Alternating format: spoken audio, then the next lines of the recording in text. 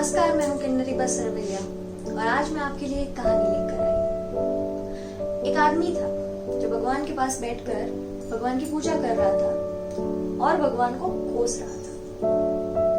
वो कह रहा था कि हे भगवान, तूने मुझे कैसे जिंदगी दी है। मैं जो भी करने जाता हूँ उसमें नाकामयाब हो जाता हूँ। मैं जीना ही नहीं चाहता और अगर तुझे मुझे ऐसी ही जिंदगी देनी थी तो जिंदगी ही मत देता। तो उसकी यही बातें सुनकर भगवान उसके सामने प्रकट हो जाते हैं। भगवान उसे कहते हैं कि हाँ, चौंक मत, मैं ही भगवान हूँ। तो वो आदमी कहता है कि मुझे तो आपसे बहुत सारी शिकायतें हैं। भगवान कहते हैं कि क्या शिकायत है, बताओ।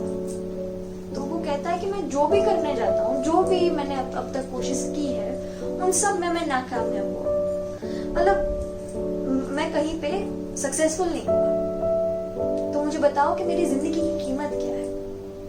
भगवान मुस्कुरा देते हैं और कहते हैं कि ये लो, ये लाल चमकदार पत्थर है। इस पत्थर की कीमत पता लगा के आओ, पर याद रखना इस पत्थर को तुम्हें बेचना नहीं है। और अगर तुम कीमत पता लगा कर आओगे तो मैं तुम्हें तुम्हारी जिंदगी की कीमत बताऊंगा। वो आदमी चला जाता है मंडी में जाकर वो सबसे पहले फल के व्यापारी के पास जाता है और उससे पूछता है कि ये लाल चमकदार पत्थर है, आप इसे किस कीमत में खरीदोगे। तो फलों का व्यापारी कहता है कि 10 किलो आम में खरीदूंगा, उसे ज्यादा नहीं दे सकता। तो आदमी आगे बढ़ जाता है। फिर वो सब्जी वाले के पास जाता है।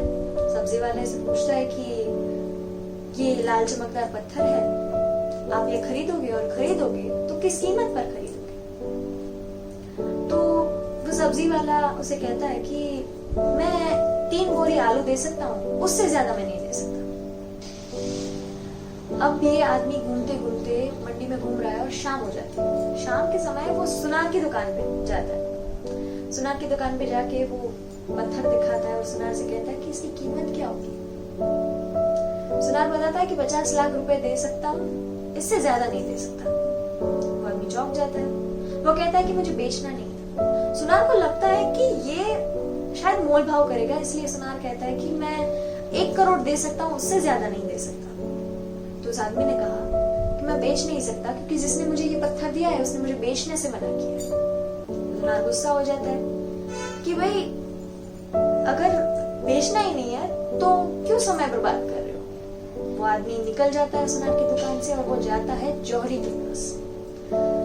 अब जौहरी के पास जाकर वो जैसे ही वो पत्थर दिखाता है, जौहरी की आंखें खुली की खुली रह जाती है। जौहरी कहता है कि इस पत्थर की कीमत कोई निकाल ही नहीं सकता, ये पत्थर अनमोल है। मैं अगर अपनी सारी धन संपत्ति मैं आपको दे दूं, फिर भी मैं इस पत्थर को नहीं खरीद सकता। तो वो आदमी चौंक जाता है। फिर वो भगवान के पास जाता है और पूरे दिन में जो भी घटनाएं हुए हैं वो बताता है। और फिर भगवान से आखिर में पूछता है कि इस पत्थर की कीमत तो इतनी सारी निकली, अब आप बताइए मुझे कि मेरी जिंदगी की कीमत क्या है। तब भगवान उसे कहते हैं कि जिस इंसान की जैसी सोच होगी, जितना उसका लेवल होगा, आप उस इंसान के लिए उतनी कीमत की होगी। उस आपकी जिंदगी की कीमत उस इंसान के लिए वैसी होगी। और आपको इंतजार करना है उस इंसान का जो आपको परखे और ये बताए कि आपकी जिंदगी की कीमत अनमोल है।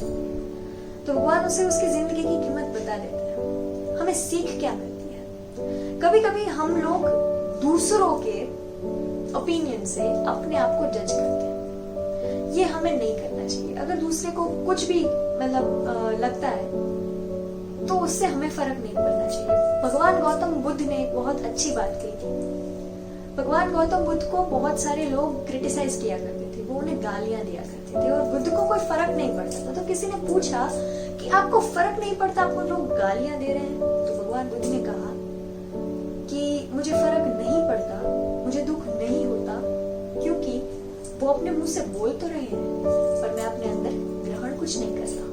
तो क्रिटिसिज्म को सबसे अच्छे तरीके से फेस करने का तरीका यही है, इग्नोर। आई होप ये कहानी आपको आपकी जिंदगी में कुछ न कुछ सिखलाएगी और कहीं ना कहीं आप भी इससे रिलेट करते होंगे।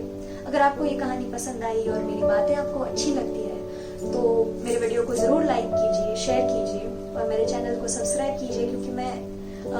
ऐसी ही कहानियां, इतिहास के पात्र और बहुत सारी अलग अलग कविताएं वगैरह लेकर आपके बीच में आती रहूं।